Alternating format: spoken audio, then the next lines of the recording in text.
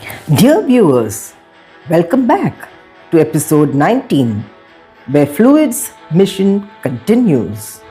Tonight, we step once more behind the roaring waterfall, where destiny brews in silence and the fate of planets is stirred by ancient hands.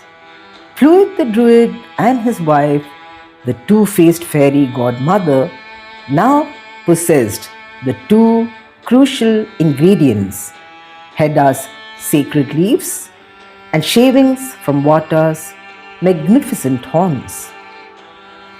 Inside the hidden cave, veiled by mist and thunder, the potion making began.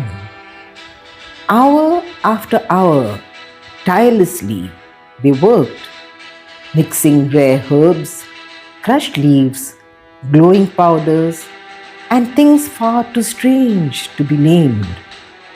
The fairy godmother waved her magic wand with measured grace, murmuring ancient calculations under her breath. Careful, she said softly.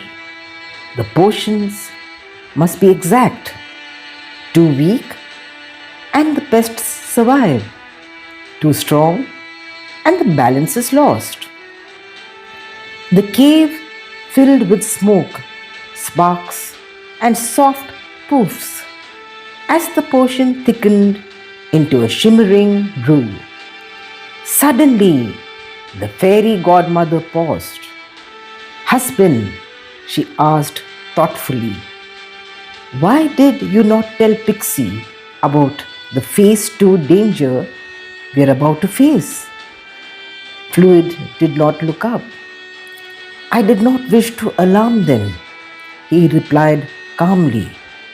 "To them, the truth would sound terrifying, and panic would help no one." He stirred the potion slowly and continued, "My dear, you and I understand that this is the universe's evolution at work, but they are not ready to grasp it. Let the process unfold without their knowledge." "You mean?" The fairy godmother looked at him, confused. "Yes," Fluid said gravely. "When we spray the potion upon the moon loony pests, we must cover every inch of moon loony and every corner of planet white dwarf." She gasped. "And the dwarflings?" "In destroying the pests," Fluid said gently, "this potion will send all the dwarflings into a deep sleep. You and I will remain in the clouds, but we too shall be part of this process." "Tell me more, O wise soothsayer of the universe," said the fairy godmother, her voice trembling yet trusting. Fluid sighed and spoke slowly, as if the stars themselves were listening. "The process began 1,000,000 light years ago. Now the moment has arrived. The great Andromeda galaxy and its neighbor, the Milky Way, have been drifting steadily closer. Soon they will merge into one grand spiral bar galaxy.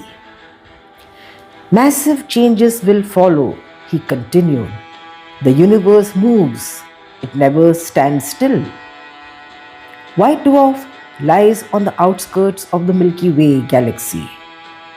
When the merger occurs, it will merge into another planet and will no longer be white dwarf." He looked at her tenderly. "It is best our family sleeps through it all, so they feel no fear and no pain. And when we wake," she whispered, "when all awaken, including you and me, everything will be different. I do not yet know how. Be prepared, my dear. The sleep may last hundreds of light years. Her eyes widened. Is this the end of us? Fluid smiled softly. On the contrary, my dear, it is a new beginning, at least for planet White Dwarf.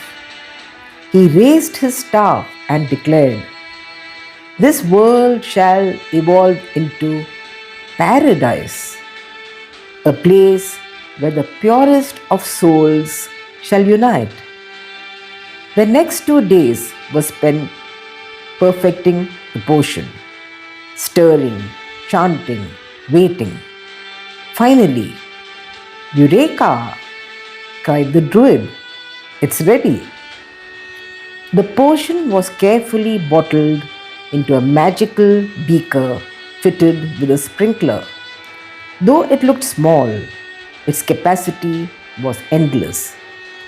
It was now the final day, the day the pepper-faced pests would attack. Summon all our family to the waterfall, commanded Fluid. Soon, everyone gathered in anxious silence. Pixie stood alert with his wooden board. Hedda, now fully transformed into a mighty tree, stood guard beside the falls. Fluid addressed them all. Listen carefully. My wife and I will return to the clouds with the potion. Pixie, you will stand upon the highest hill, face your wooden board directly at the approaching pests. Those who reach White Dwarf will be stunned, he continued. Meanwhile, we shall drift to Moon Looney and spray the potion as rain, destroying the pests at their very roots. We will then return here and cleanse what remains.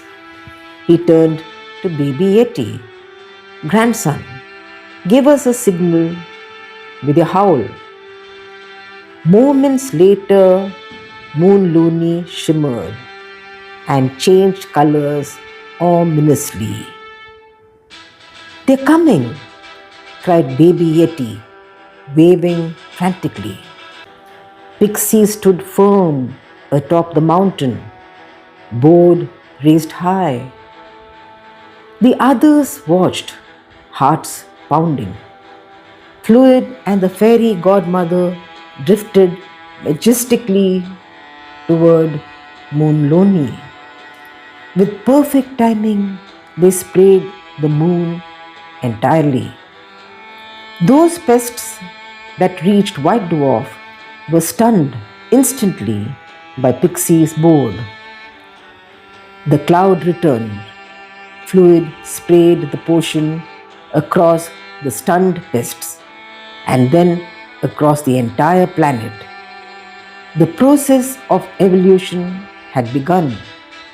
One by one, all the dwarflings fell into a deep, dreamless sleep, perhaps for 1,000 light years or more. And here, dear viewers, we pause.